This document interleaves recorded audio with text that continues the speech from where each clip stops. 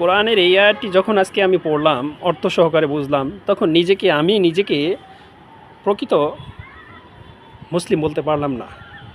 আপনারা একটু শুনে যান। আফাতুমিনুনা বিবাদিল কিতাব ওয়া তাকফুরুনা বিবাদ।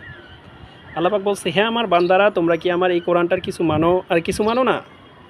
ফামা জাযাউ মান ইয়াফআল যালিকা মিনকুম ইল্লা খিজুন ফিল হায়াতিদ দুনিয়া। বান্দারা, তোমরা যারা এই কাজগুলো করবে, কিছু মানবে আর কিছু মানবে না, তার দুনিয়ার জীবনে দুর্গতি ছাড়া কোনো পথ থাকবে না। ওয়া ইয়াউমাল কিয়ামাতি ইউরাদ্দুনা ইলা আশাদ্দিল আযাব। এবং যারা এই কাজগুলো করবে, আমার কোরআনে কিছু মানবে আর কিছু মানবে না, কাল কিয়ামতের দিন কঠিন আযাবের দিকে নিক্ষেপ করব এই সমস্ত বান্দাদেরকে। ওমাল্লাহু বিগাফিলিন আম্মা তা'মালুন।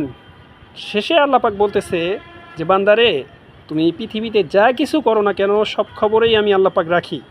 তো এবার এই আয়াতটির সাথে আপনি মিলান তো, আমি কি কোরআনের এই আয়াত